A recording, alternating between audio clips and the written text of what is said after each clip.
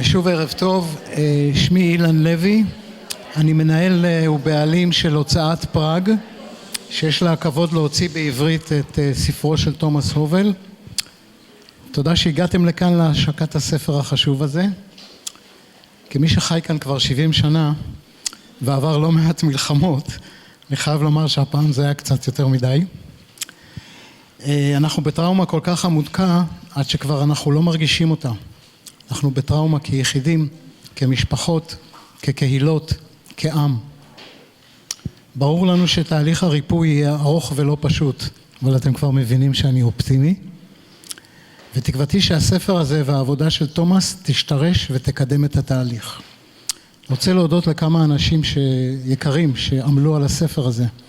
ראשית ליגאל הרמלין המתרגם, שגם שכנע אותי להוציא את הספר, לחווה רימון שערכה, ללי מימון שעיצבה את הספר, לעופר עקו שעיצבה את העטיפה, וכמובן ליהודית ותומאס. תודה על הספר. ברשותכם כמה מילים על חתן השמחה. תומאס הובל, PhD, הוא מורה, מחבר ומנחה בינלאומי בעל שם, הפועל בעולמות של מערכות מורכבות ושינוי תרבותי. בעבודתו הוא משלב בין התובנות המרכזיות של מסורות חוכמה ומיסטיקה לבין גילויים עדכניים מהמדע. כיום הוא חוקר אורח במכון וויז אינסטיטוט באוניברסיטת הרווארד, מחבר הספרים Attuned, Practicing Interdependence to Heal Our Trauma ו-Healing Collective Trauma, שזה הספר, הגרסה העברית שלו. הספר הזה, Healing Collective Trauma, נבחר על ידי אופרה דיילי כאחד מ10 הספרים המובילים להתמודדות עם טראומות עמוקות מהעבר. עבודתו זכתה לסיקור נרחב בכלי תקשורת מובילים, בהם CNN, פורבס והרווארד מדיקל סקול. כמו כן הוא פרסם מאמרים גם בהרווארד Healing Publishing ובג'ורנל of Awareness Based Systems Change. תומאס משמש כיום כיועץ ומרצה אורח בארגונים ובאוניברסיטאות ברחבי העולם. הוא משתתף באופן קבוע בכנסים ופודקאסטים בינלאומיים. במסגרת עבודתו עם מנהלים, יועצים ומובילים, הוא תומך בהתפתחות אישית ומקצועית, מקדם מנהיגות מודעת טראומה ומעניק ליווי והדרכה ברמה בחירה. תודה תומאס. Now it's yours. Now it's yours.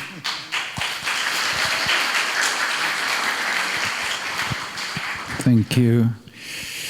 So first of all, I want to thank you for publishing the book. So thank you. That's why we are here today. No, I can stand. And good evening. I will speak in English. My Hebrew is so-so. So thank you for coming. And this will be a very interesting evening.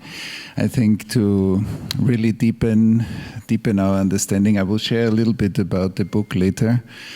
But we invited also great speakers. I want to say thank you to our speakers. Thank Gila, Limor, Eyal, Judith. And I think we have a great program that gives us different angles on collective trauma, why that's important. I will share a little bit later a bit more about my book and why I think it's important for the Israeli context. But before that, we will hear something about the Israeli context. And so I will invite Gila Tolub. Gila Tolub is the executive director and co-founder of Ikar Collective, which I think is fantastic. I was kind of in the founding impulses part of after October 7th. A non-profit advancing population-level trauma healing in Israel. Following October 7, she led large-scale efforts supporting survivors and later founded Ikar to address fragmentation across the mental health system. With a background as a partner at McKinsey & Company, she brings over 20 years of experience in strategy and healthcare innovation. This evening, Gila will speak about the need for collective approaches to trauma healing at the systemic level. So please, Gila, and thank you for coming. I appreciate it.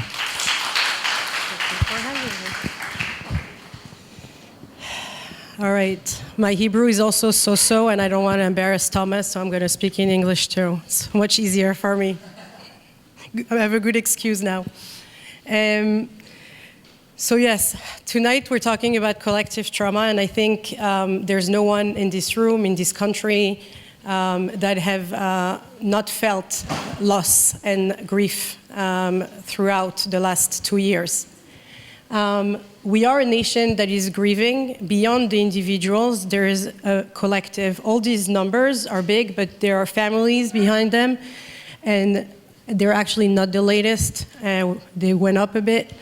But you could see the scale of almost 2,000 children, 2,000 killed, including 53 children, almost 1,000 children that have lost a parent.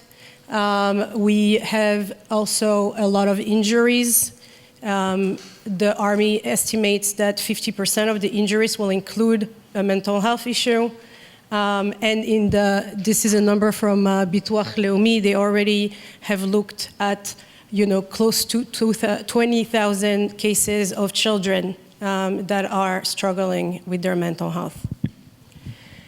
And a lot of people think, unfortunately, that, things are getting quieter. I mean, although we never know in this country. And that maybe the end of the war is the end of the trauma. What we know is the opposite, is that it's actually only the beginning of the processing. And we are already seeing the impact of the collective trauma with PTSD. What's super interesting about these numbers is that we didn't see a curve suddenly with a lot of people with PTSD. We're seeing it double what it was before the war, but on a steady state, which means it's the chronic stress that's actually getting people to a level of PTSD, not the very acute events that we've been through in the last 2 years. Eating disorders are also up. Addiction, 1 in 4 Israelis tell us that they are now using more substances than before the war. And we know that this is sometimes a coping mechanism, but sometimes the behavior doesn't stop after the trauma and the stress have gone away. And so right now, there are expectations. These numbers really, I will say, nobody knows. But the current accepted number is that at least 500,000 people will suffer from symptoms of PTSD that would affect their impairment. More than 1 million people will require support at some kind of level. And what worries us a lot is that during wars, there's actually a honeymoon period where suicides go down or stay very stable because people find meaning in the community. But towards the end of the war, when people feel that they are not getting back to normal and they feel that everybody else seems to be okay now, or, I'm the only one who can find a job, or whatever it is, or, my job seems meaningless after what I've done in the last 2 years, that's when we're really worried, and that's why the work has to start now to make sure we're ready. So I started to work on health equity in 2019, 2020 during COVID. I was working with the WHO, and so very quickly we talk about equity, who gets the vaccine, who gets help.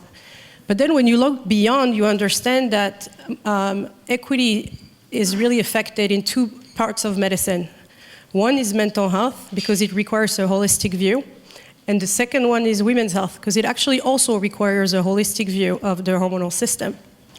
And what modern medicine misses is the, working organ by organ, and everybody specializing organ by organ, and then we don't know how to treat issues that are holistic, like women's health or mental health.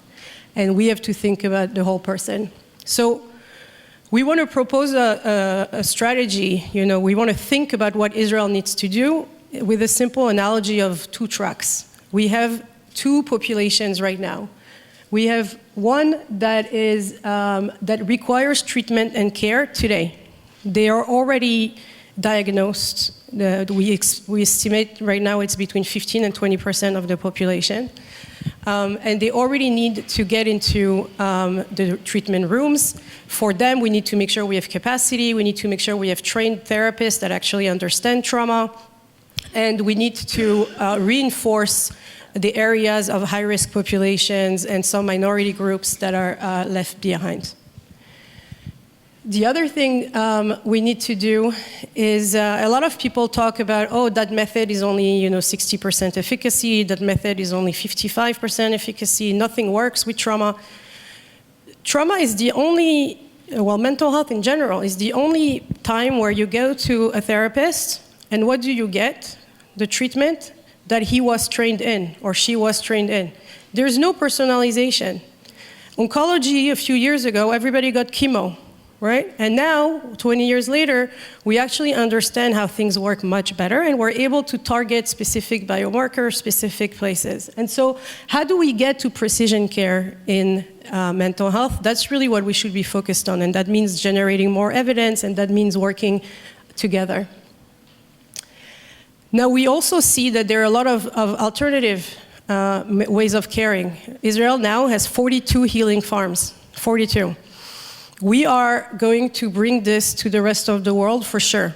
And I think it's going to be one of the gifts from this war because we have now psychiatrists who hug trees. Can you imagine? Even them. So what we know though is that if someone is diagnosed, we need to give them standard of care. And so they do need evidence-based treatment, but we can add on top of it. And we need to generate evidence and do more research because that's the only way those methods will ever get reimbursement and ever become recognized by the government, and we could decrease the reliance on philanthropy that we count on right now. The second track is actually 80–85% of the population. I would argue that many of us here are in this because we function. Right? We are actually getting out tonight to be in a group and we want to learn and we're all together, but we're all still on the edge. We are all functioning and functioning is not flourishing, it's not thriving, it's a very, very low bar, I would say. And so how do we make sure that we invest in our communities, build communities in areas where there's no communities, train rabbis, teachers, frontline workers, so that everyone understands what is a trauma-informed society and we could actually help those 80–85% stay healthy in our current society. And so what I'm saying might sound a little bit contradictory to some of you because I spoke about personalization when I talk about oncology and I'm saying we should provide everyone with specific care and then I say we need to scale up. But those things are not mutually exclusive. We have to stop thinking that they are, right? And also we have much more tools now that will help us do triage. We have technology that will help us build effective capacity. When people think there's we can't help with mental health because there's a shortage of professionals, so what can we do? We can do a lot of things. We can teach people peer-to-peer support, a lot of things we could do. And none of this will work without real enablers at the government and infrastructure level. What we know is that the two roads need some help to work. You can go. One is sharing data, one is doing research, coordination, working on the workforce capacity. So how do we work from concept to action? For clinicians, the ask is to think about evidence-based method when you have someone that is diagnosed, use measurements. Maybe someone that is using a method will be better off with another method. So making sure to keep our, open. Refer up or across to different people when we see that somebody is not getting better, when we would have expected that to happen. For program leaders, think about psychoeducation, breath, movement, community, really talking about spirituality, not in a religious way, right, but in a transcendent way. And again, measuring, because that's the only way we will continue to learn. Community leaders have a lot to show as an example, so showing that asking for help is not a weakness, but also themselves getting trained, helping people with referrals, knowing it's so hard. That 1 in 3 Israelis said that they wouldn't know where to start even if they wanted to get help, right? That's not okay. And we talk also to funders and policymakers, and we want them to think about the systemic level and the population health level, right? A lot of funders get excited funding excellent programs working with children, with soldiers, etc. But someone has to pay for also our system to work, our data to be collected, our learning, continuous learning, our training of our therapists, etc. So that's what I wanted to start with. You know, you heard that I live in both worlds where there is science, but there is spirit, there is the individual health, but there's community and mind and body. And I'm really lucky to have been working with Thomas for a few years now. Well, yeah, a lot. So it's an honor to be here, and he's also Thomas is also on the board of ICAR Collective, so we're very excited. And any of you want to hear about ICAR, let us know.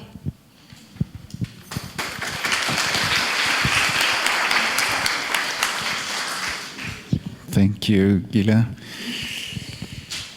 Well, let's just take a moment, because often we rush from one thing to the next, but let's take a moment to just absorb a bit, because you said many things in a short time, and I think this, like, just to distill a bit the collective need that is here, that cannot be just met by individual one-on-one therapy sessions. That doesn't work. So it needs definitely one-on-one professional therapy sessions and clinicians, but that's not going to meet what we are facing. So, and I would love to just bring this into the room, that it needs more than that, and whatever that more is, some things are already being developed, and maybe all of us need to develop more of that, so that the individual, very personalized, specific care and collective processes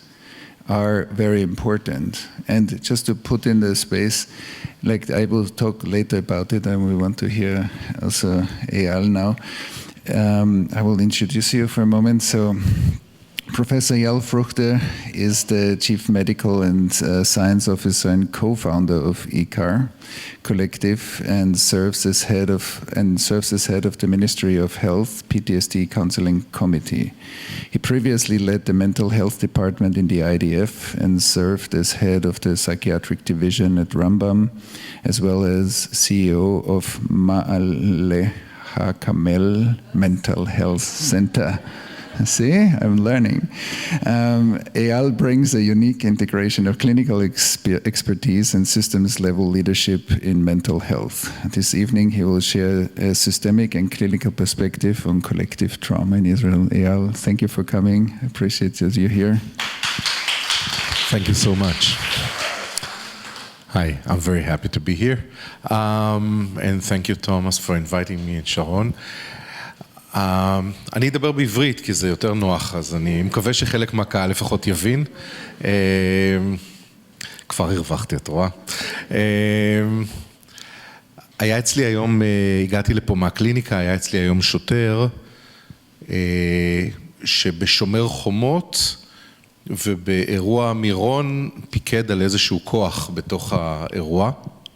עד אז הוא התקדם בדרגות, הוא עשה הרבה מאוד. הוא בעצם התגייס למשטרה 4 שעות אחרי שהוא השתחרר מהצבא, כך שהוא היה הרבה שנים במשטרה, וכשהוא הגיע למירון, לאירוע, והוא היה על ההר בתוך האירועים, אנחנו מתקרבים לל"ג בעומר, אז תזכורת בכל מקרה, ואחר כך הוא חזר לתחנה, הוא נחשף כמובן לכל מה שהיה שם, הוא בעצם לא הצליח יותר לתפקד מאז.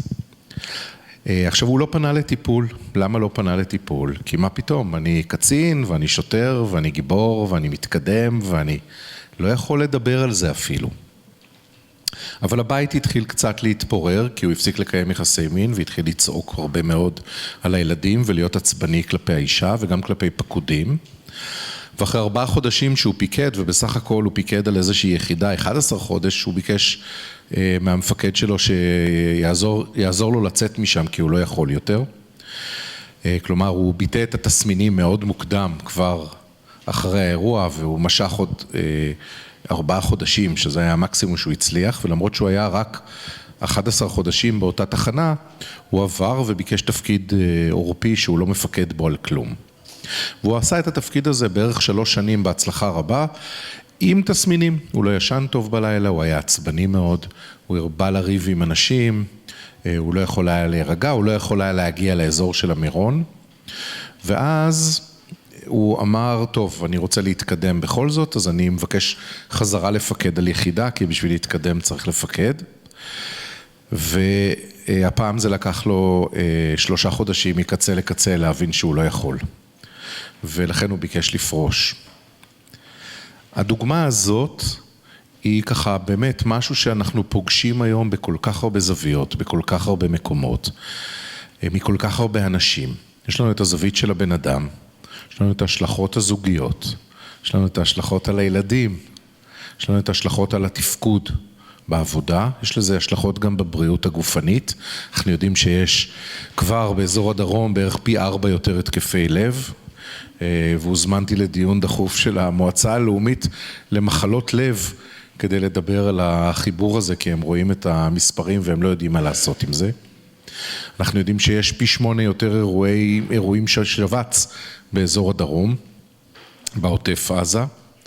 כלומר, כל הדברים האלה הם הרבה יותר ממה קורה לבן אדם אחד בתסמינים.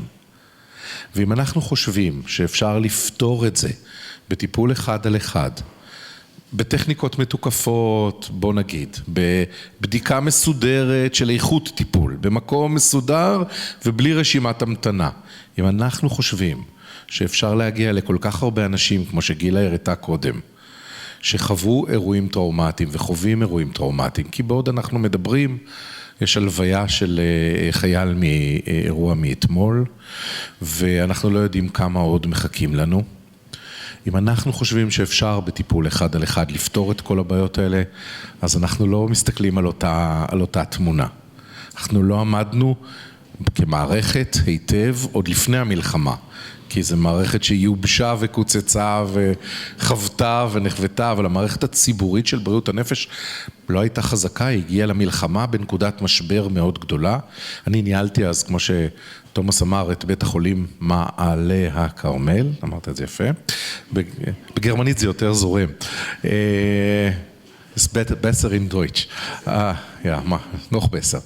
אז, אבל לפני המלחמה הבטיחו לנו ממשרד הבריאות מיליארד שקל לחיזוק של בתי החולים, והמיליארד הזה זה סכום שמתגלגל, עוד לא קיבלנו אותו, עכשיו 1.4 מיליארד לכל בריאות הנפש.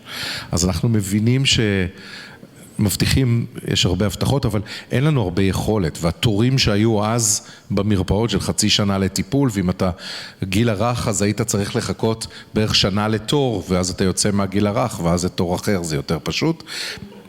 אנחנו במצב הזה היום, ולכן הפתרון חייב להיות הסתכלות מערכתית, והפתרון חייב לכלול הסתכלות משפחתית, והפתרון חייב להיות הרבה יותר קבוצתי, הרבה יותר מערכתי, הרבה יותר קולקטיבי. והפתרון גם חייב להיות כזה שבונה קהילות שיודעות לקבל את האנשים שמתמודדים היום, כי אחרת אנחנו באותו סרט. ואם אנחנו לא נשנה את איך הקהילה תופסת את הטראומה הקולקטיבית, ואיך אנחנו כמעסיקים, או אנחנו כקולגות, או אנחנו כחברים, לוקחים את האנשים ומכריחים אותם לפגוש אנשים אחרים ולא להשתבלל בבית. פוגשים את האנשים ומכריחים אותם לצאת לעבודה ולא רק לרוץ לקומפנסיישן, כי הפיצוי בארץ היום הוא פיצוי שמעודד ירידה תפקודית. ואנחנו יודעים איזו טעות נוראית זו, זה חיזוק חיובי לתהליך שלילי של קטינה וחלשות, במקום לתת חיזוקים חיוביים לאלה שמצליחים להתקדם.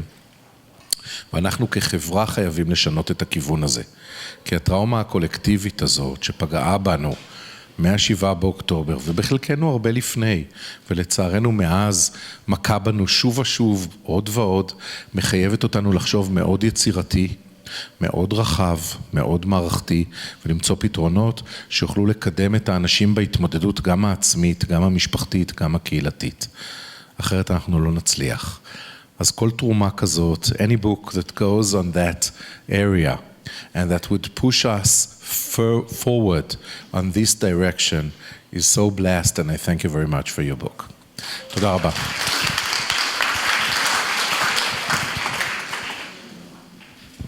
Thank you, Eyal. Well, I cannot comment now, given my lack of Hebrew, but I can do one thing. When I listen to you, Eyal, even if I don't understand what you're saying, what happens to me is like this lovely relaxation. I don't know if you notice this when Eyal speaks. There's this lovely, yeah.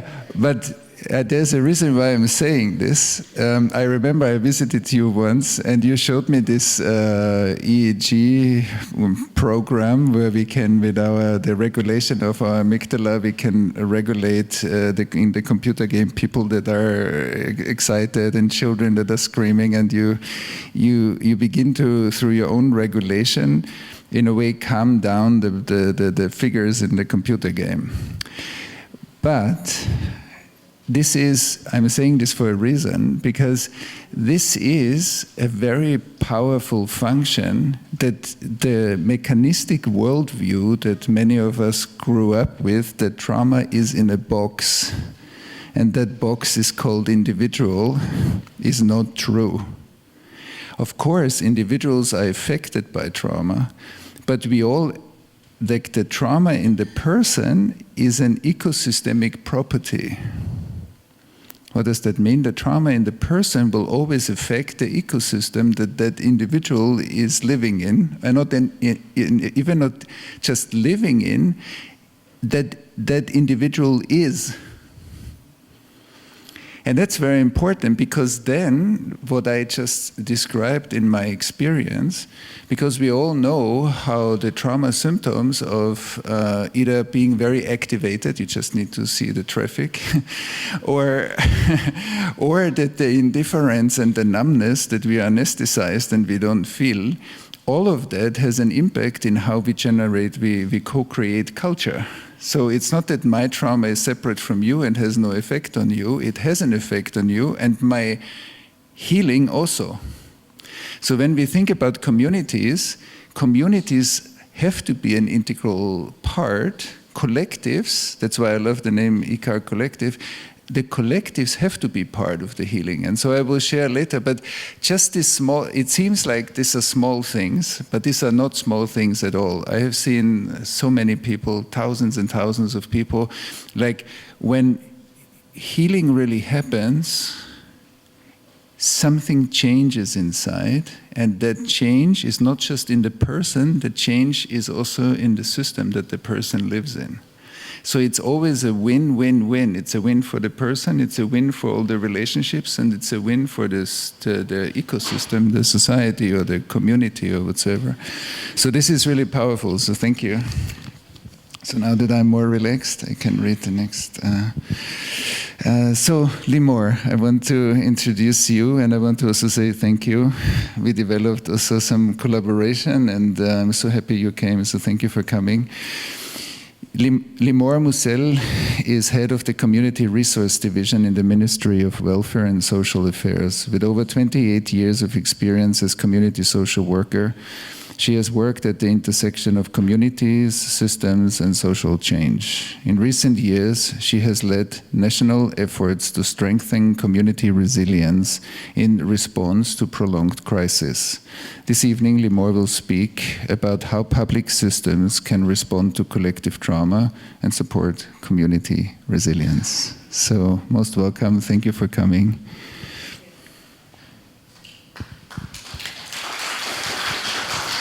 ערב טוב, מאוד מתרגשת להיות כאן, ותודה על שיתוף הפעולה. Thank you for the collaboration, Thomas and Sharon.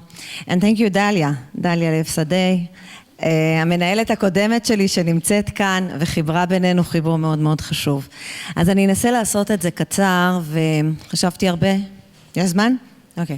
חשבתי הרבה על איך מתחילים באמת 10 דקות על קולקטיב טראומה, ואיך אנחנו מצעידים, איך אני כמראש מערכת במשרד הרווחה, מנהלת השירות לעבודה קהילתית, יחד עם הצוות, הצעדנו באמת עשייה מטראומה קולקטיבית ומצעידים עדיין לכיוון החוסן הקהילתי.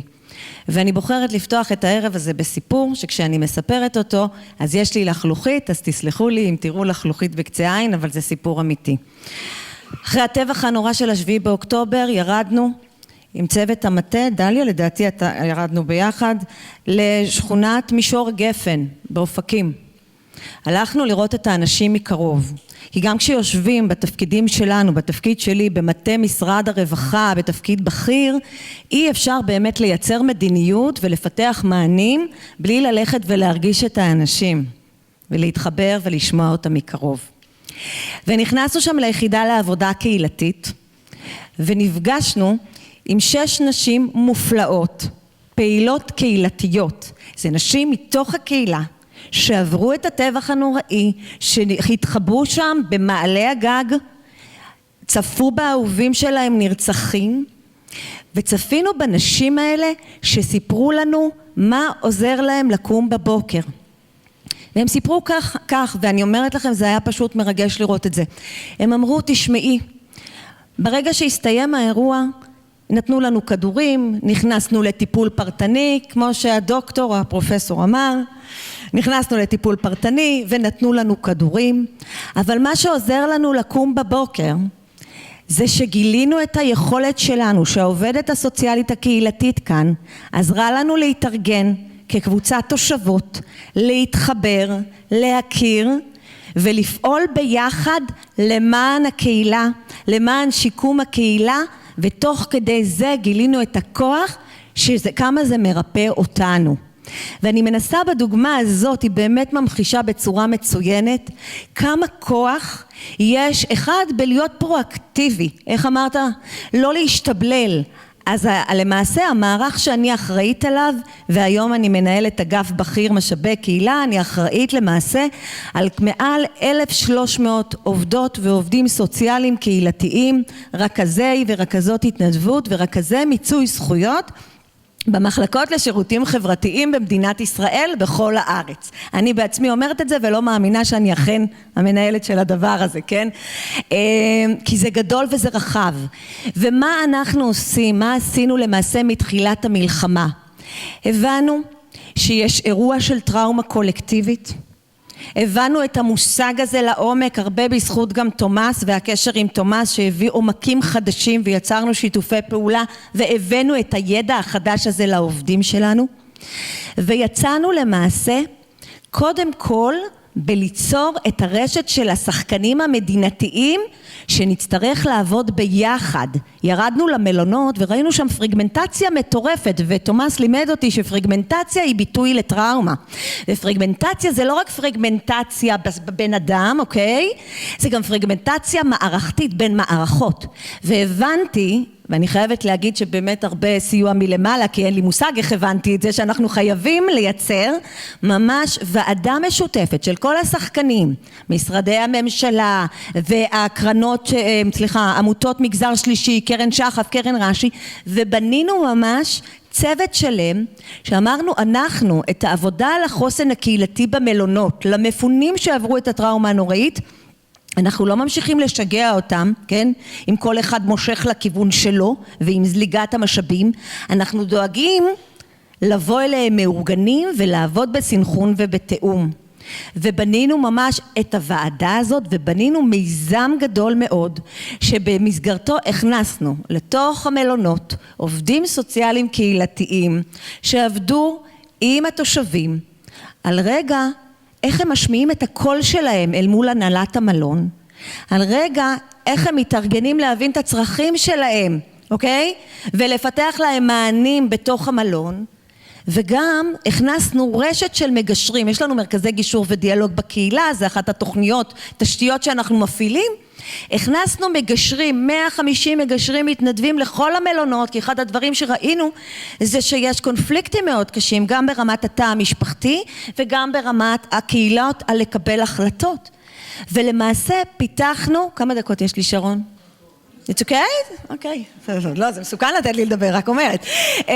למעשה, אז למעשה פיתחנו בתקופה של 2.5 מאוד מאומצת, אני עומדת כאן היום ואני חייבת להודות שגם אני מרגישה איזה סוג של שחיקה לא פשוטה בתוך 2.5 ונראה לי שאין אדם שלא חווה את זה, אבל באמת פיתחנו מערך של מענים ותוכניות כדי לעזור לקהילות שלנו, לתושבים שלנו שחוו אובדנים כל כך גדולים, להשתקם מחדש. אני אגיד חלק מהדברים שפיתחנו, ודליה לב שדה שיושבת כאן הייתה חלק מהיוזמות שלהם.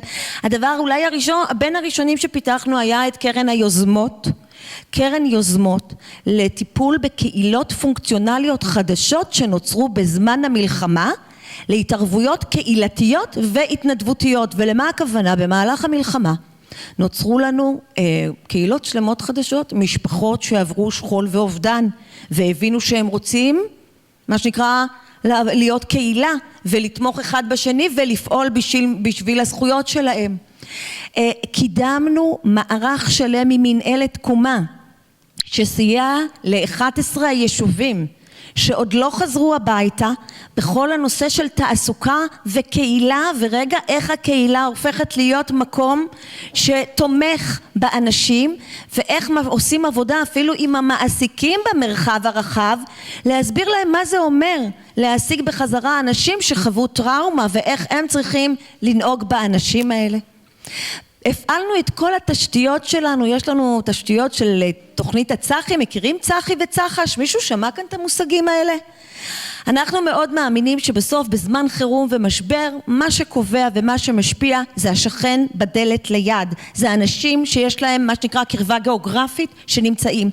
והשירות לעבודה קהילתית פיתח כבר לפני שנים את תוכנית הצחי, צוותי חוסן יישוביים במגזר הכפרי, והצחש, הקמנו צחשים במגזר העירוני במהלך המלחמה. דליה, היום יש כבר 107 רשויות, זה הולך וגדל. זאת אומרת, לא הפסקנו לפתח, ואחרי שליווינו אותם במלונות, פיתחנו מיזם שלם, שמלווה אותם, את הצפון, אני מדברת, את קו העימות, בתהליכי החזרה הביתה. ורגע עוזר גם לרשויות, כי כולנו מבינים שבתוך האירועים האלה לרשויות יש תפקיד קרדינלי בשיקום החוסן הקהילתי, אוקיי? אז מלווה אותם גם ברמת הרשויות וגם דואג לייצר את הסינכרון בין עמותות ופילנטרופיה ומשרדי ממשלה שכולם מגיעים, אבל רגע צריך לשים את כולם בשולחן אחד עגול כדי לסמן לאן רוצים להגיע, כדי לייצר מכפיל כוח וכדי לשתף את הקהילה בתוך תהליכי קבלת ההחלטות. זה ממש על קצה המזלג. אני רוצה להגיד לכם שהמסע שלנו והמשימה הלאומית שלנו היא משותפת. איך אנחנו נעים מהטראומה הקולקטיבית לכיוון החוסן הקהילתי, איך אנחנו מגבירים שייכות, איך אנחנו מגבירים סולידריות, איך אנחנו מייצרים מנהיגות מקומית, תושבים שלוקחים אחריות, כי בסוף המפתח להחלמה לתפיסתי זה הפרואקטיביות. כשאני לא משתבללת, כשאני מצליחה לאסוף את הכוחות ולהיות חלק ממשהו, אז יש לי תקווה, יש לי ויז'ן ויש לי אנשים לחלוק איתם את זה ולעשות איתם את זה, ולא משנה איזה מציאות. יש את אולדריץ', כולם מכירים את המחקרים של אולדריץ', משהו הראה, במקומות שיש בהם הון חברתי, כל הנושא של הרישות, הקשר בין האנשים, אנחנו יודעים שהם מתמודדים טוב יותר עם מצבי משבר ואסון.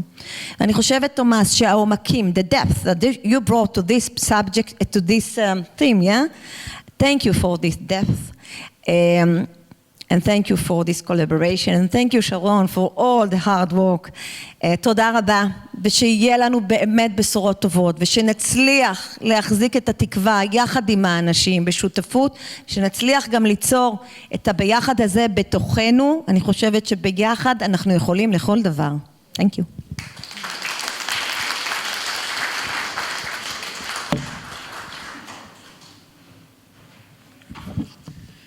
Thank you, Limor.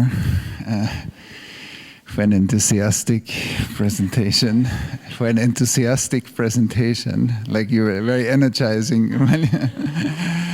And so now I will say a few things about the book, and then I will invite Judith to join us.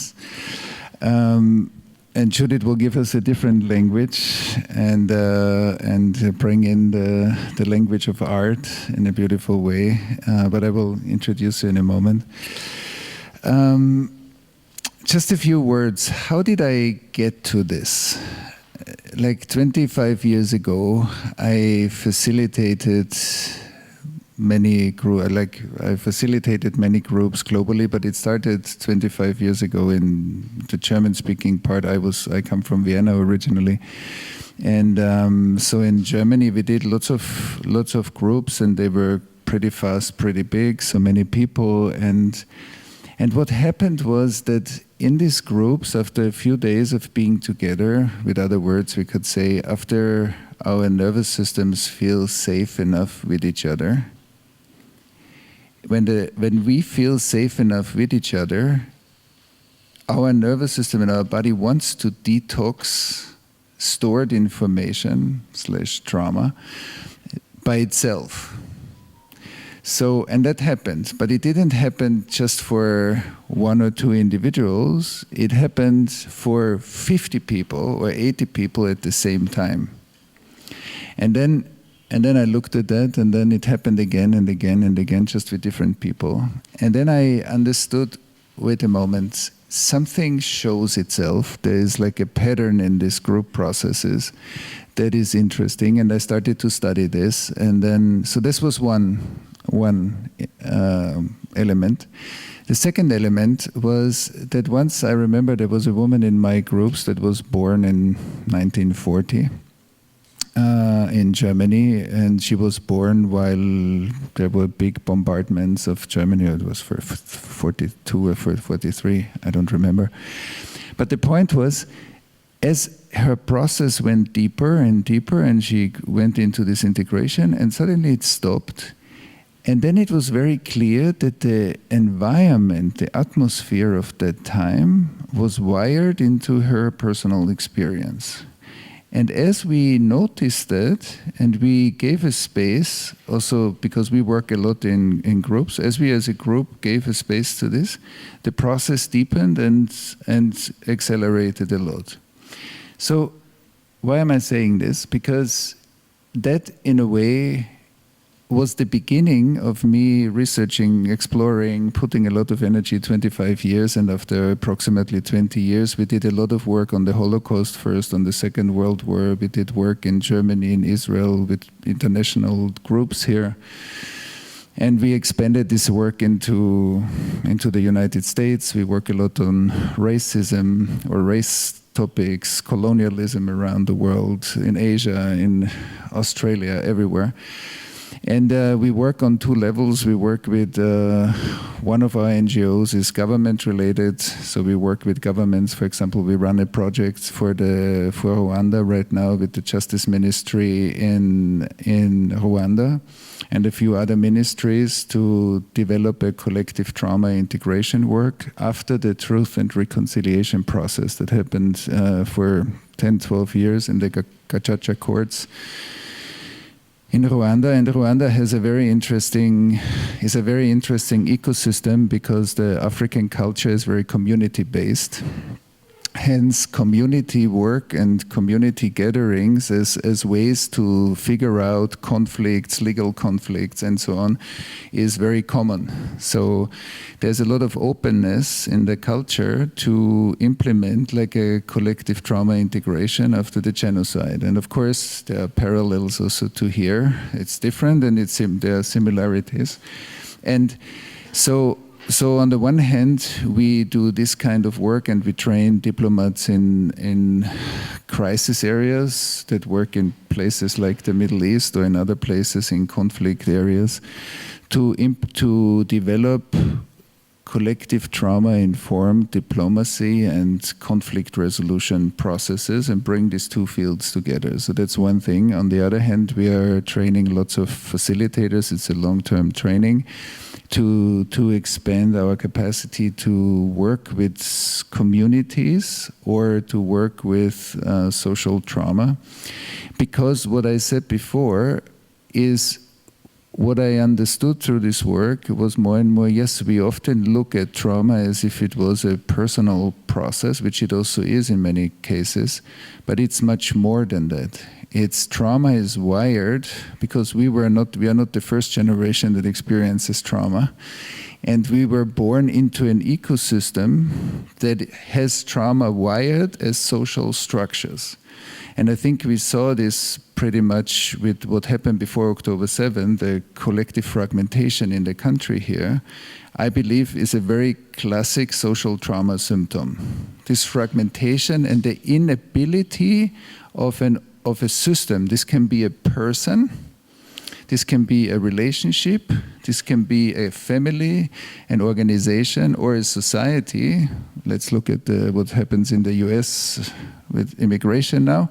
It's not about the topic, it's about the capacity to negotiate that topic in a living system. And if the living system has too little resource to negotiate it, it fragments more and more and more. And that social polarization, that fragmentation, and that inability to negotiate vital topics in a constructive way, is a sign for the trauma load of a system. And so if the resources and the trauma don't match, so then we see degenerative processes, which I think happens in our bodies, they happen in our families, they happen in our societies. Which, on the one hand, we could also say is the basis of aging systems. Like things that don't move become old. And trauma is a very significant factor of non-moving structures. And that's why besides that trauma, of course, needs to be individually treated, and that's very important, but we also need more voices that's not enough. I believe in order to create more flourishing social systems, we need high level of individual competence. I have met through my journey in the last years here in Israel a lot of very, very competent trauma specialists, like trauma-trained leaders. And so there is a lot of high developed trauma capacity. But it also needs a collective competence building. It's like a cross. Individual, vertical development, and collective competence building. So in our work, we work with systems that upgrade coherence, social coherence. Because what I said before when I listened to Eyal, I described this for a reason. Because the communication of our nervous systems here in the room as we sit here is crucial, because how we relate to each other, what is relating, why is relationship or healing relationship such an integral part of any healing process? Because relating is the capacity to update each other in each other.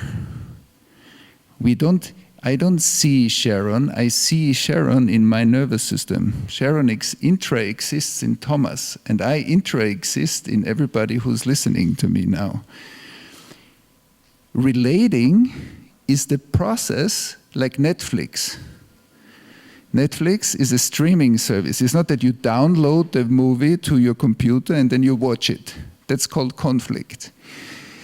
So when I stop feeling you, why is the primary or the most basic building block of relating is I feel you and I am aware how you feel me right now.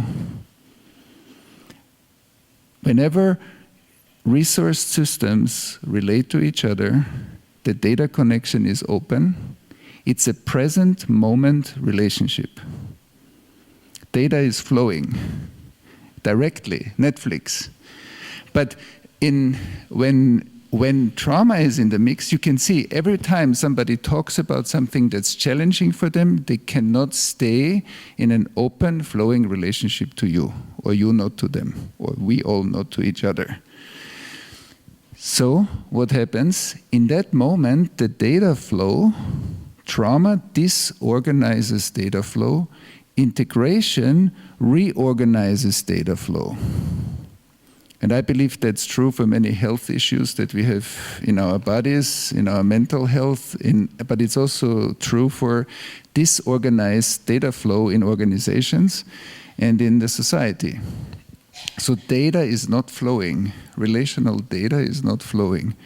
In trauma, when trauma gets triggered, it's reduced, or I stop feeling you, I look at your past. I look at your past in me. I start to assume things about you. I start to project things on you. You become a past image versus a moving Netflix video. Click, a screenshot.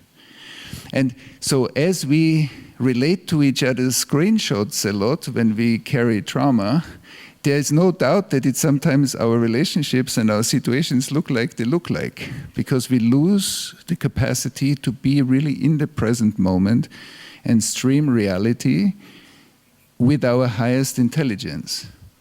And so when I wrote Healing Collective Trauma and then also other books afterwards, I'm describing this process, what happens when collective trauma, past collective trauma starts to show up in groups, and how we build enough resourcing systems that we will be able to be with this fragmentation, instead of that the fragmentation fragments the social system. If we are able to do that, we can digest the past in a much higher rate than we will ever do in thousands of one-on-one sessions.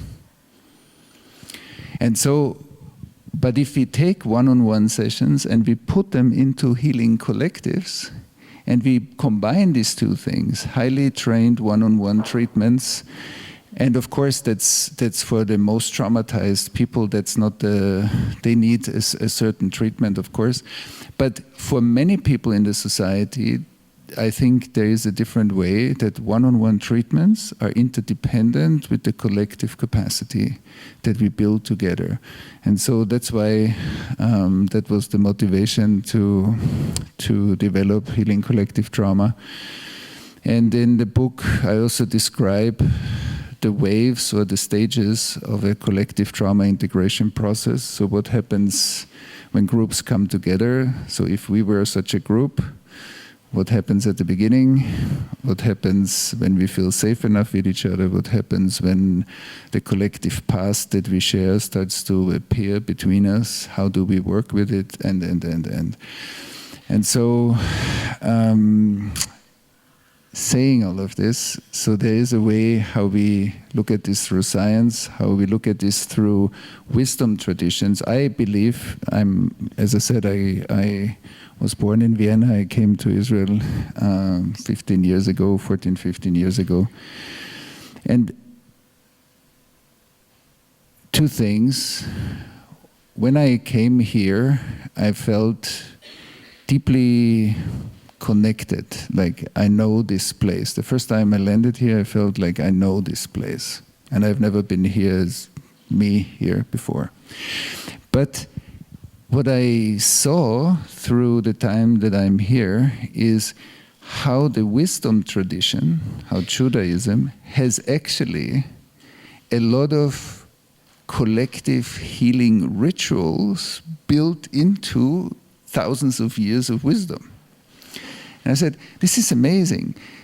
Even if I see that sometimes the split between secular, which I think is also very interesting in Israel, like how many fault lines there are in the society, and how challenging it also is to bring so much cultural diversity and immigration streams and different collectives within the culture together and live together. That in itself is already very powerful and interesting. But that there are in wisdom traditions like powerful rituals in Judaism, but also in other indigenous wisdom traditions, I think that speak a lot to the collective dimension of healing. And the hyper-individualization of the Western thinking, I think, blocked some of that power, and I believe we need to reclaim that power, not to go back to somewhere, but to reclaim it forward, and to use the power that we all have together to heal together. And one way to do this is my beloved wife, Judith Zasportas. Most probably the main reason why I am in Israel. So I will introduce Judith professionally. And so we want to leave you with an experience. This is a lot of data and information from all of us, and Judith will give us an experience for the evening, an artistic experience that speaks to the same topic but with a different language. So Professor Judith Zasportas is one of the most significant, influential international Israeli artists working today, having represented Israel at the Venice Biennial and exhibited her work in the world's leading museums. Beyond her impressive achievements and her role as a professor in the Fine Art Department at Bezalel Academy, in the advanced degree programs, Judith is often referred to as architect of the spaces of consciousness. Her Liquid Desert project is directly related to the discussions that we are having tonight. So, and I invite you, Judith, to share your insights with us and the formulation of collective unconscious space as a space of transformation. So I wish you enjoy. And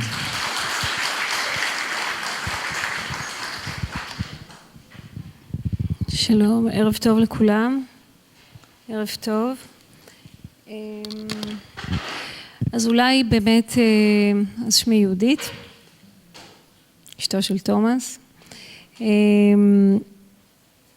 אני ותומאס נפגשנו לפני קרוב ל-20 שנה בברלין, וראיתי את עבודתו של תומאס all over בעולם, והייתה לי הבנה מאוד מאוד מאוד ברורה, גם כמישהי שגדלה במקום הזה, וגם מי שכמו שאומרים בעל כורחה חוותה על בשרה חוויה של, הייתי קוראת לה טראומה קולקטיבית, אבל הבנתי אותה בדיעבד, הבנתי בכל תא בגופי שהמידע של עבודתו צריך להגיע למקום הזה, ושאנחנו לא ידעתי כל כך איך להביא את זה, כי איך אני אגיד לו לבוא לחיות בישראל, אבל הבנתי שצריכה להיות תוכנית, צריך לפתח אסטרטגיה, והייתי אומרת אחרי 20 שנה, here we are. אז אולי התוכנית עבדה, ואני אשתף בהדרגה, קצת בהדרגה. אני אתחיל כך, אני מאוד נרגשת, כי זה רגע בזמן, שהספר של תומאס מתורגם אחרי 13-14 שפות בכל העולם, פיינלי הוא מגיע לארץ והוא מתורגם והידע הזה זמין לכולנו בעברית, ואני בטוחה ואין לי ספק בכלל שהנחיתה של הידע הזה, בגלל כל מיני סיבות, יהיה כמו וירוס חיובי שיפתח אצלנו במערכת. אז אני מאחלת כל טוב לאותיות ולמשפטים שכתובים בספר לעשות את עבודתם. אז אני אתחיל ככה. אפשר להוריד טיפה אור ואחרי זה נוריד אותו בכלל לחוויה. תודה. טוב, אז מן הסתם אני נרגשת מאוד לעמוד כאן הערב ולחלוק כבוד לרגע החשוב הזה. הוצאת ספרו של תומאס הובל בעברית כאן, במקום שלנו, בישראל, אחרי שחוויתי את עבודתו בכל העולם, במקום שלנו, זה רגע בזמן. בפתח דבריי אני מבקשת להביע את הערכתי הגדולה לעבודתו של תומאס בכל העולם, ולמשימת חייו החריגה מאוד, כפי שאתם מבינים היא לא קונבנציונלית, הקשורה למחקר פורץ דרך, מקיף וחריג, מחקר המדגיש את הצורך בעדכון הקוד לגבי חשיבות השיח הבין דורי ובאחריות האנושית של כולנו להתכתב עם המידעים הסמויים מן העין, אלו המנהלים בעצם את חיינו. כמישהי שבגיל 19 איבדתי את אחי, החייל אבי זספורטס, מי שמכיר בזמנו את הסיפור, נחטף על ידי החמאס ב-89, סיפור כמו שאומרים מטלטל, יום אחד אתה פשוט עף מהכביש, כמו שאומרים בעל כורחך, לא בחרת, אתה בן רגע נמצא בלב הזירה, בחדשות, אלפי מחפשים אנשים, לא בחרת, אלה נתוני חייך, אלה נתוני האירוע גם. אני יכולה לומר כאדם אולי ככה אני שומעת את כל הניתוחים של המומחים לטראומה, אני תמיד אומרת, כמו ביאליק, רק על עצמי לדבר ידעתי, אבל אחד הדברים שהבנתי שבאמת מתרחשים באירוע בסדר גודל כזה, הוא שכשקורה דבר כזה, אז החוויה אולי דווקא האינדיבידואלית, הספציפית ביותר שזכורה לי, ותכף אני אסביר למה אני מדברת אליה בהקשר של העבודה, הוא שהסינכרון בינך לבין המציאות נקרא. נקרא. לא יהיה יותר רגע שאתה והמציאות וכולם אחד הם. אין זמן הווה. הלך לך זמן הווה. ואז אתה ככה קולט ואתה מבין שאצלך נעצרת התנועה והם ממשיכים. ואתה אומר, רגע, לא פייר. מה זה? אבל אצלך זה נעצר. אני ממש זוכרת את הרגע הזה, אחרי שמצאו כבר את אחי, ואמרתי, די, זהו, נגמר. זה רגע יום לפני הלוויה. ואני זוכרת היום הזה של יום לפני, שפתאום אנחנו חווים איזה שקט כזה מוזר, אחרי שכבר הודיעו לנו, ואמי אומרת, תלכי לראות למה יש שקט. קראנו בדירת שיכון באשדוד. אז אני הולכת וחובה את הרגע שמטלטלת חיי, אני מגיעה למרפסת, ואז אני קולטת שהדממה בעצם קשורה לאלפי אנשים שעומדים שם בחוץ, בדממה בשתיקה. אני זוכרת שאני רואה שלט של מישהי שאומרת, הכאב שלך, הכאב שלכם הוא הכאב שלנו. כי כל מי שעזר לנו לחפש 81 יום, הרגיש חלק ואמר, אני חיפשתי את אחיך, מצאתם, זה גם שלי. זאת אומרת, מה ששלכם הוא גם שלנו. אמרתי, אוקיי.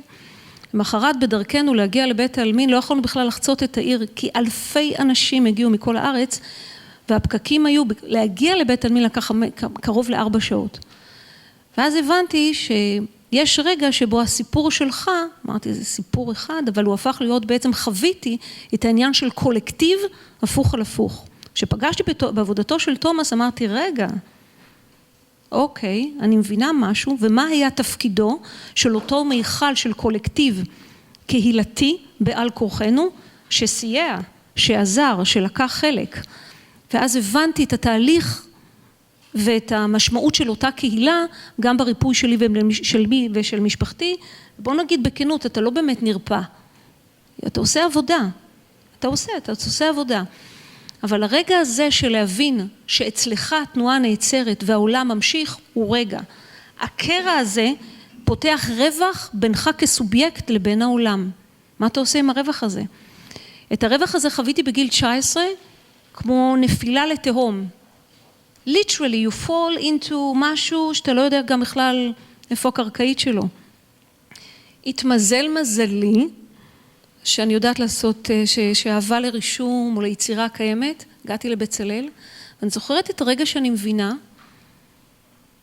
שבעצם התהום הזו שנפלתי עליה, שהיא בעצם האינדיקציה למרחק שנפתח בינך לבין המציאות, שלא יהיה עוד רגע הווה שאתה והם אחד, אתה כאילו כמו חי סרט מדובב, שתמיד או שהתרגום לפני, אתה רואה את האירוע, או שהתרגום אחרי, אתה לא בזמן הווה, אתה כל הזמן משהו נפתח, ואתה הולך עם הרווח הזה. את הרווח הזה השכלתי לזהות כמרחב של יצירה. אני תמיד אומרת, התהום שכל אחד ואחת מאיתנו נופלים אליהם, ונפלנו אליהם בעל כורחנו, יש בה הרבה סודות.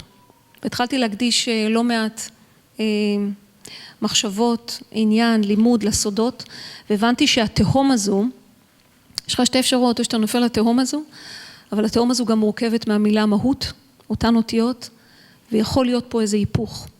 זה הפך להיות עבודת חיי, הרווח הזה הפך להיות טריטוריית היצירה והסטודיו, והבנתי שבמידע הזה שנמצא ברווח, אצל סובייקט אחד, שנקרא לו, יש איזושהי גאולה גדולה אם הוא יכול לקחת את החומר, להתמיר אותו ולהגיש אותו לקהילה מחדש. זה כאילו נשמע מורכב, אבל זה נורא פשוט. בסופו של דבר, מה שהעבודה שלי עוסקת בו,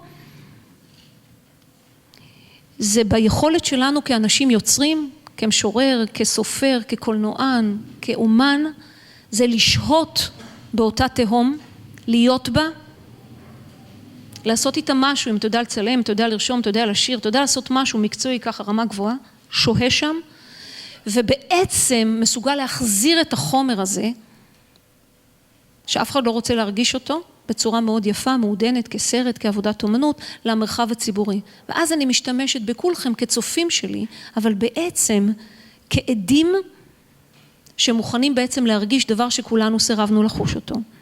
זה רק ככה, רק הצצה, כאילו הערת סוגריים למה שאני רוצה להסביר. כולי תקווה שמחקר זה של תומאס בספר היקר הזה ימצא את דרכו לליבו של המקום שלנו, ויצליח להאיר מקומות חשוכים בהם קפה הזמן וקבע האור. מי ייתן והמילים כאן יצליחו בספר להמיס את הזמן שקפה, כי קופה הזמן, כשנקרא לך קופה הזמן, ולהאיר את המרחב מחדש. בימים מטלטלים אלה, בהם תוצרי לוואי של פחד וחוסר ודאות מנהלים את חיינו, מחקרו של תומאס הופך למסמך עבודה הכרחי להבנת המרחב הנוכח נסתר שבתוכו אנו פועלים. תקוותי היא שאותיות ומילים אלו, הנושאות בתוכן חומר פעיל, יצליחו לעורר את פעולת החישה מחדש של כולנו מחדש, לאותם אזורים שבחרנו כולנו, כולל אני, כל יום, לסגור, לנטוש, ומהם להסיר את אינטימיות המבט. אתם מכירים את הרגע הזה שאתה אומר, אתה מסיט את המבט הצידה, זה נורא עדין, אבל זה מאוד עמוק. בזמן הקצר שעומד לרשותי, אנסה לחלוק איתכם כיצד אני מבקשת דרך פעולת היצירה, לעורר את שדה החישה שננטש. העשייה האומנותית שלי, ובפרט ה-Liquid Desert Project, עוסקת במיפוי של החדר המקביל של חיינו.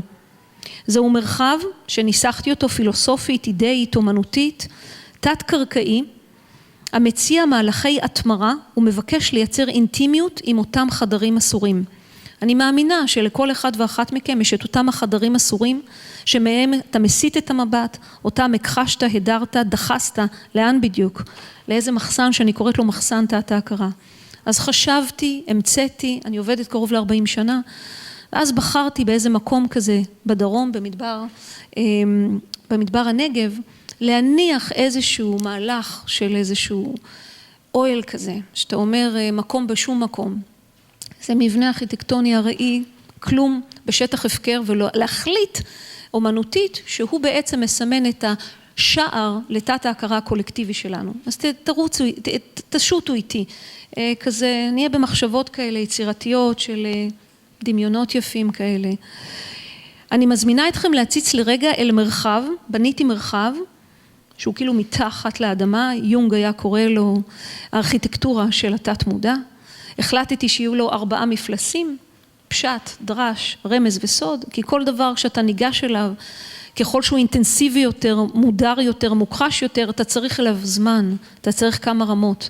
אתה בהתחלה שוהה עם השוק שלו, ואז אתה נכנס בהדרגה, אז החלטתי שהפרדס, מבחינת הקוד של החשיבה היהודית, תהיה נכון לתוך התמטיקה הזו של 4 מפלסים, והחלטתי שיהיו שם 49 חדרים, שהם חדרי מחקר, פעולה, יצירה, נורא יפה, נורא יפה. 49 פעימות בחייו של אדם, אז אני מדברת כמובן על 49 שערים, מתוך הבנה שכל אחד ואחת מאיתנו כסובייקט וכקהילה, יש להם איזה 49 ככה תחנות, שהן התחנות הפחות נעימות בחיינו, אבל אלה הדרושות לאבולוציה האמיתית שלה. זה עניינים שגם קשורים לפילוסופיה יהודית, אז 49 זה לא סתם. היום אני אחלוק איתכם משהו קטן, את חדר מספר 46, החדר הזה מתפקד עבורי כמחסן תת ההכרה, וכחדר מפתח במרחב, בו אני בונה פסלים, חושבת מחשבות, רושמת רישומים, יוצרת סרטים,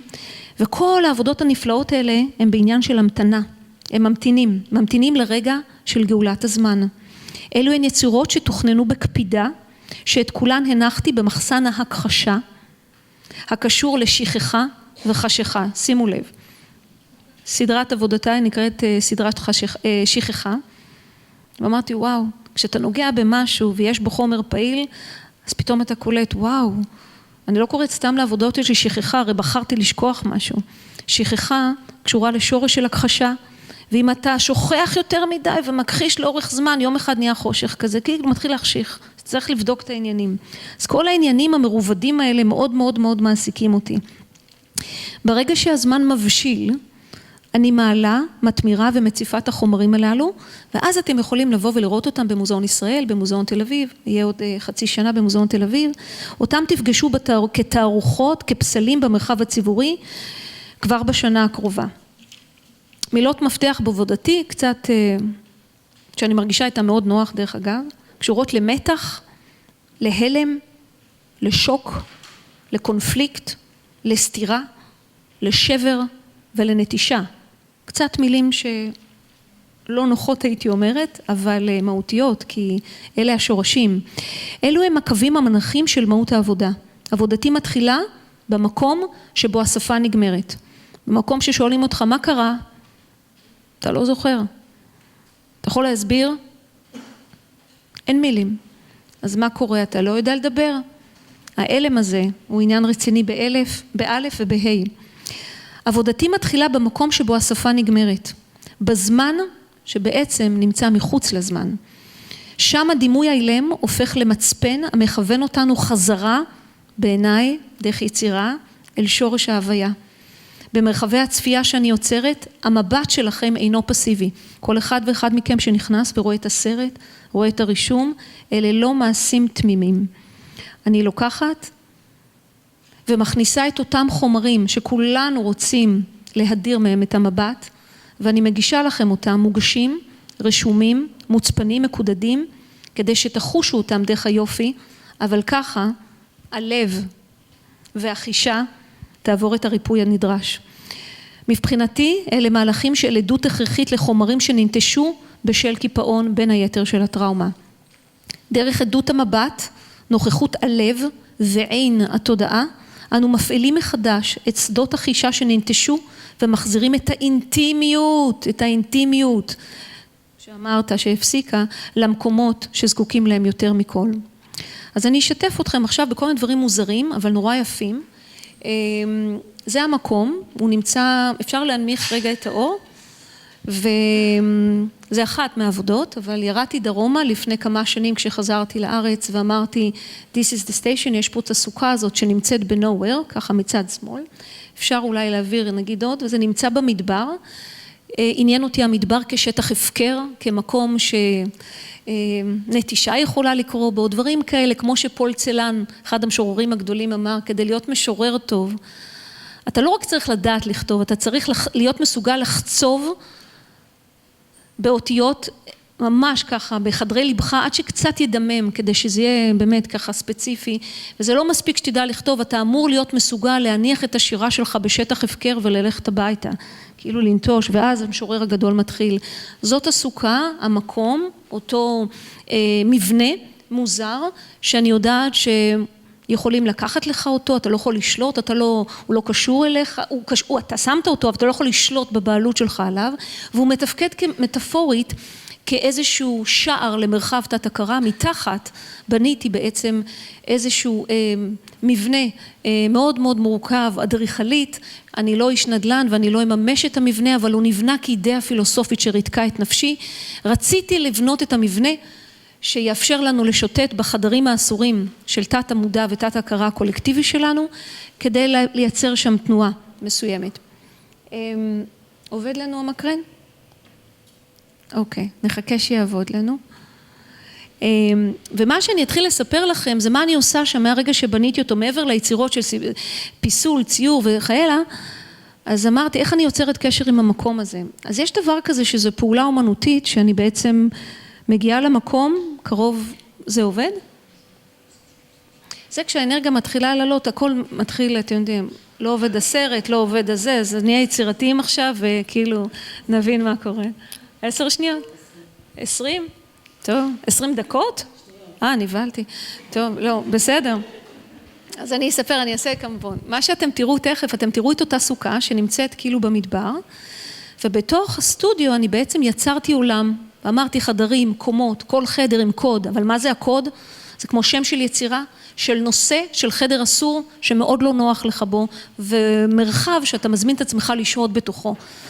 בתוך המרחב, אתה פוגש חומרים, אתה כותב, ואז אתה פוגש במידעים. המידעים האלה נכנסים לתוך גופים של פסלים, נרשמים, ולאט לאט חוזרים אל המוזיאונים כיצירות אומנות. אז אני אראה לכם את הפעולה שמתחזקת את השטח, מה זה להתכתב עם תת ההכרה הקולקטיבי שלנו, להתכתב עם תת ההכרה, אם אנחנו זזים קצת ורואים את המבנה, אפשר לראות? הוא יכול לזוז? אוקיי. הנחתי סביב אותו מבנה, בעצם מצלמות שטח, 24 hours, אני מנטרת את המדבר, והחיות היקרות שלי, שאני קוראת להם הנביאים, שבעצם מאפשרים לנו לקבל מידעים, משדרים אל הסטודיו. אני לא יודעת מה לא עובד עם המקרן, אבל בואו ננסה להבין. זה לא זז? מה שאתם רואים כרגע זה ממצלמות השטח.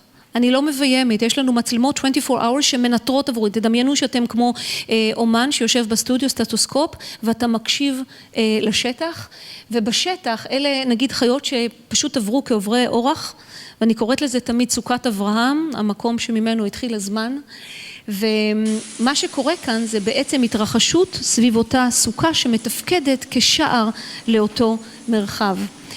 קוראים שם דברים נהדרים, מוזרים מאוד, אני בסטודיו יושבת, רושמת, ובעצם מתכתבת עם מה שמפחיד אותנו, עם מה שלי אין את האומץ, ואני משתמשת בחיות, אני מקשיבה להם, מבחינתי הם הסוכנים שבעצם מקשיבים למידעים ומעבירים אותם אליי כיוצרת.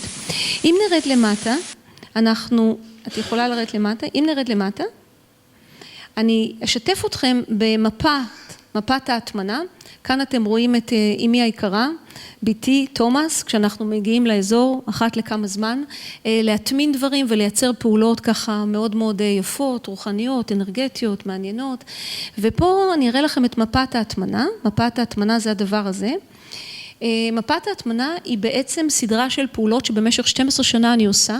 אני מגיעה לשטח, תתפלאו או לא, לוקחת אבן, לוקחת עצם של חיה, כי המידעים עוברים בעצמות, מביאה לסטודיו, כותבת, רושמת, מחזירה, קוברת, מטמינה. כל מה שאתם רואים כאן, אלה בעצם פעולות שנעשו בשטח, וזה סוג של התכתבות ארטיסטית עם אותו מרחב. אתה כאילו שולח מכתבים אל תת ההכרה הקולקטיבי דרך אובייקטים, שדרכם אתה מייצר את ההתמרה.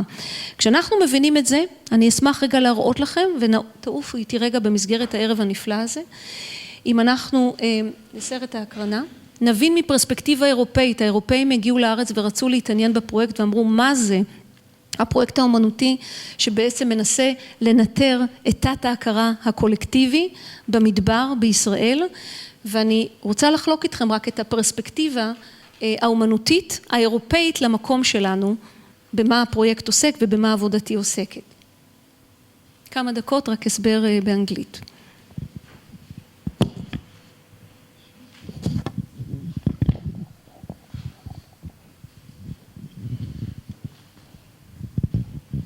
The Liquid Desert Project is an artwork of unusual scale and scope, as well as in its appearance and modus operandi in the public sphere.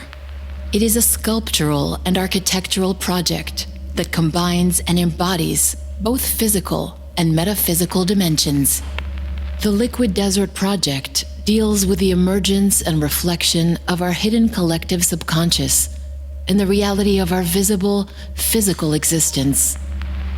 And in effect, the site acts as an allegory to a three-dimensional sculptural diagram of the psyche. The Liquid Desert Project is an underground architectural site that is virtually located in the Negev Desert in southern Israel and consists of 49 hidden rooms spread across 3 underground levels. The different subconscious rooms and levels enable the artist to develop unique, unusual artistic and philosophical processes, as well as unusual collaborations. Our collective subconscious sphere as a society functions as an invisible storage of life materials which have been repressed, denied, and exiled in the course of our personal and collective historical journey, while frequently surfacing as enigmatic and bothersome events secretly running reality.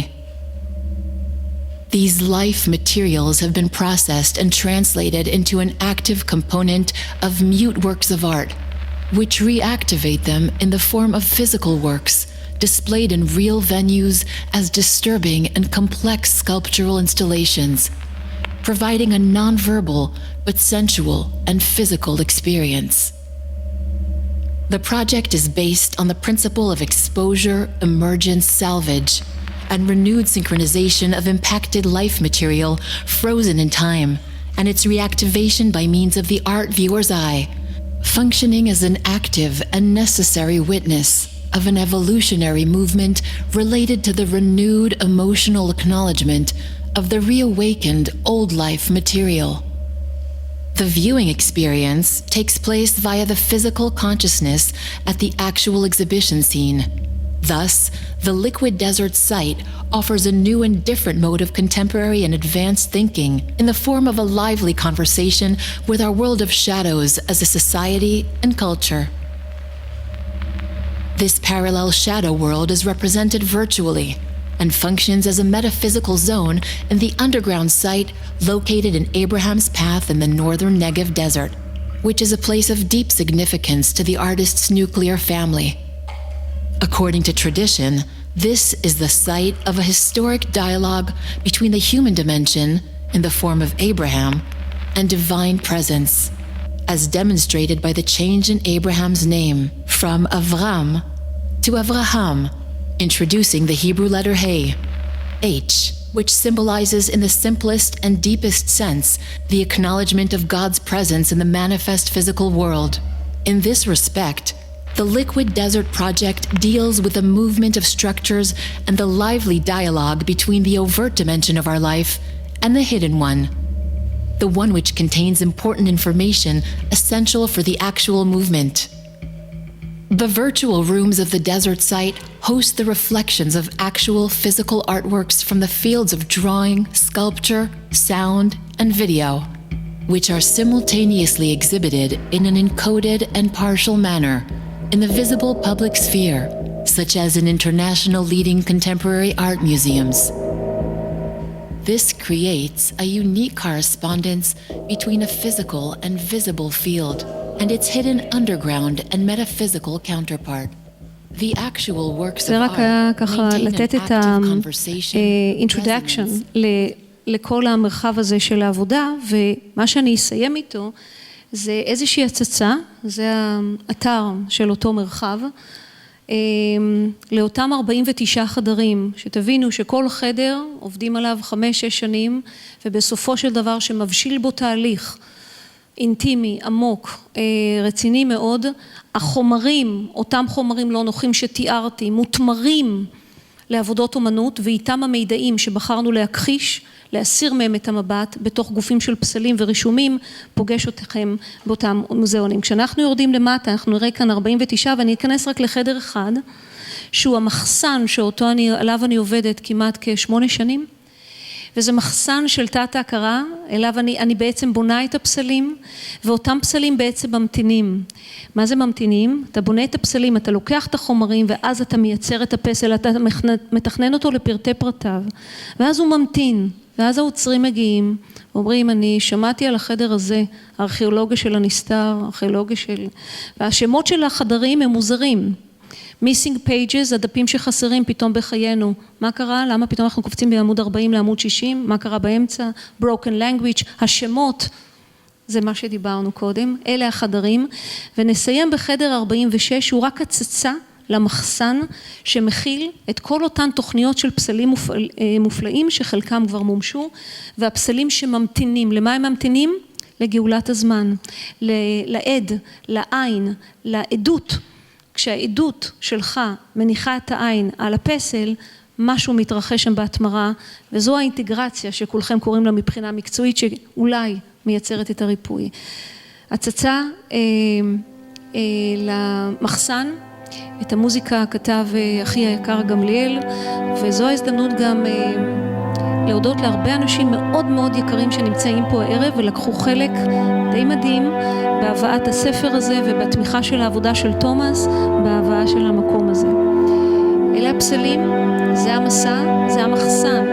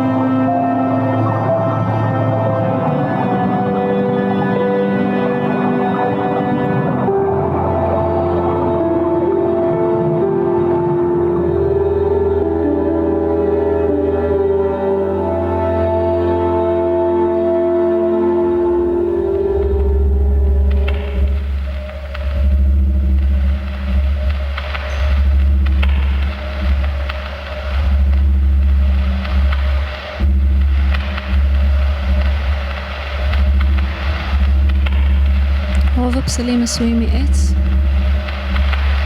קרמיקה, רישום, עבודות סאונד.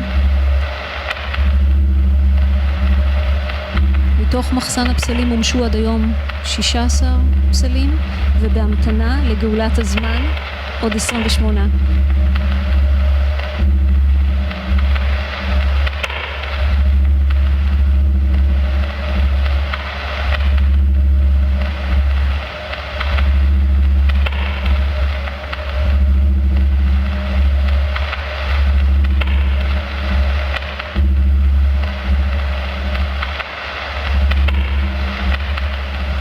זה המרחב שמאפשר את השיטוט באותן חדרים שכולנו מאוד מבוהלים מהם, אבל כעבודת אומנות, כסרט, הלב נפתח, הראש עף. אתה רוצה להיכנס, אתה רוצה להיות שם. וכשאתה נמצא שם עם עבודת הסאונד, עם העין הרגישה שלך, ובעיקר בנוכחות בזמן הווה ברמה גבוהה, קורה שם משהו.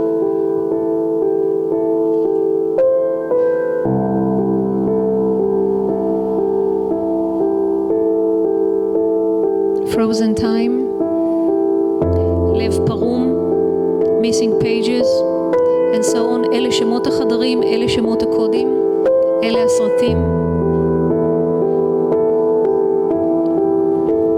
זה מה שהצופים חווים גם בתערוכה, את אותו מסע בין הקומות, בין הרבדים של העיכול, של העניינים, ובסופו של דבר יכולים לקרוא לזה תערוכה, סרט,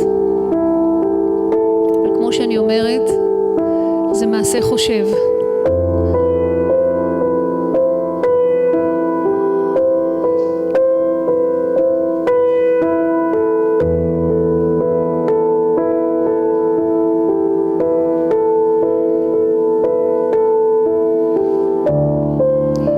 את העבודה התחלתי עם החדרים שלי, וחשבתי שאני מתעסקת עם החדרים של עצמי, עד שהבנתי את האוברלאפינג על חדרי הקהילה שלי והחברה שלי, וההבנה שאני מתעסקת בעצם שנים באותו תת מודע קולקטיבי ועל נקודת הממשק בין הסובייקט לבין הכלל.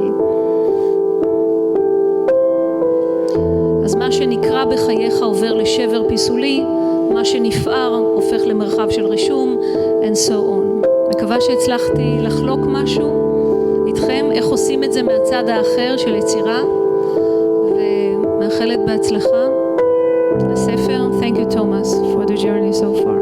Thank you.